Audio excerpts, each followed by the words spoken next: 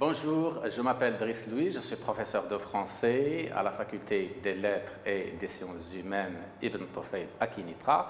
Aujourd'hui, je vais vous parler d'un module intitulé TIS et méthodes de recherche et je vais me contenter de vous parler du premier volet de ce module qui concerne les technologies de l'information et de la communication. L'objectif de ce module, c'est d'abord d'amener les étudiants à travailler à distance et puis développer l'autonomie des étudiants et permettre à ces étudiants d'acquérir des connaissances à leur rythme et finalement favoriser les interactions entre les étudiants et l'enseignant, entre les étudiants eux-mêmes et les étudiants et le contenu.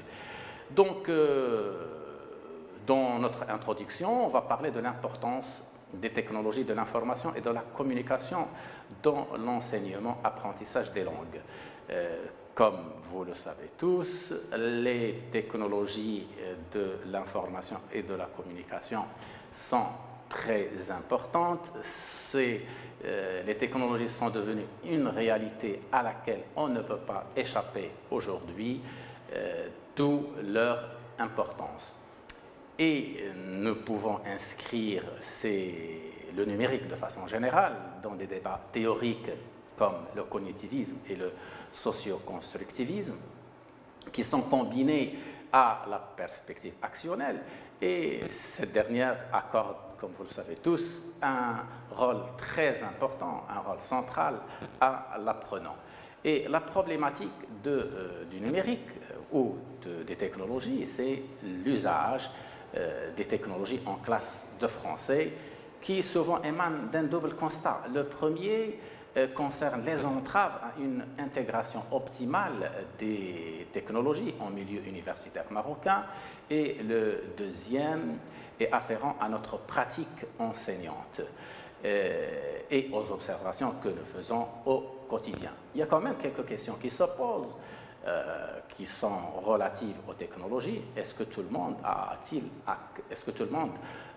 accès aux technologies au Maroc? Et une deuxième question, les ressources humaines au Maroc sont-elles préparées pour l'usage des technologies? Est-ce qu'on fait bon usage des technologies? Pourquoi n'utilise-t-on pas régulièrement les technologies dans notre pratique enseignante? Je voudrais quand même partager avec vous cette caricature qui est d'une importance capitale et caricature à laquelle j'ai donné le titre suivant: usage des TIS entre intégration physique et intégration pédagogique. Cette caricature est très significative. Vous constatez avec moi qu'on parle de l'usage de la technologie. Il y a la dame qui n'utilise pas correctement l'aspirateur et l'autre dame qui est en train de la regarder d'un œil étonné. Et donc, cet exemple pourrait s'appliquer également pour tout utilisateur de technologie. C'est autrement dit, nous sommes censés, nous sommes invités, nous sommes conviés à utiliser correctement les technologies pour, bien sûr, avoir des résultats significatifs. Alors là, je propose quelques exemples d'applications numériques pour un bon usage des technologies. Et je cite quelques exemples, par exemple, comment peut-on utiliser Twitter, Google Doc, Padlet, MaveMaster, TeamLink, Edpuzzle, Kahoot, Mentimeter dans notre pratique enseignante. Si je prends l'exemple de Google Doc, Padlet ou Twitterature, on pourrait par exemple les utiliser pour développer l'écriture collaborative chez les apprenants. Surtout que les apprenants aujourd'hui, ils ont de véritables difficultés au niveau de la production de l'écrit. Et là, nous montrons un peu l'exemple de Padlet. Il suffit que l'enseignant donne un lien aux étudiants pour qu'ils puissent écrire ou développer la production de l'écrit de chez eux. Et ils peuvent écrire également à deux mains, comme dans l'exemple suivant dans Google Doc, qui favorise l'écriture collaborative. Donc l'exemple que vous voyez devant vous montre bien comment on peut écrire à deux mains des textes. La littérature qui, elle, aussi un très bel exemple. Pourquoi la littérature? Qu'est-ce que c'est que la littérature? C'est Twitter plus littérature, ce qui donne la littérature. Un tweet comprenait auparavant 140 caractères, maintenant il comprend 280. Donc c'est un texte court qu'on pourrait proposer aux étudiants et on leur demande par exemple d'écrire pour commencer des tweets, c'est-à-dire des textes courts. Et Twitter nous permet de développer cette compétence qui est la production de l'écrit. Et là, vous avez un exemple que nous avons déjà eu l'occasion de faire avec des étudiants en choisissant un thème, donc on leur demande d'écrire des tweets.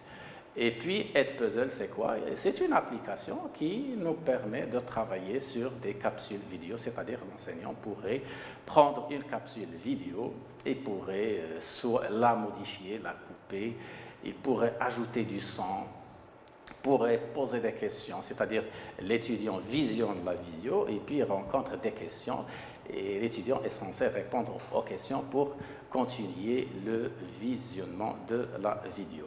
ThingLink, c'est une application qui, elle aussi, permet, par exemple, ou de rendre des images, des photos interactives. C'est-à-dire qu'il suffit que l'étudiant ou l'apprenant, de façon générale, passe le curseur sur un élément et il va voir soit le nom de l'objet, du légume, du fruit, et il pourrait même avoir tout un texte concernant l'objet mentionné sur l'image.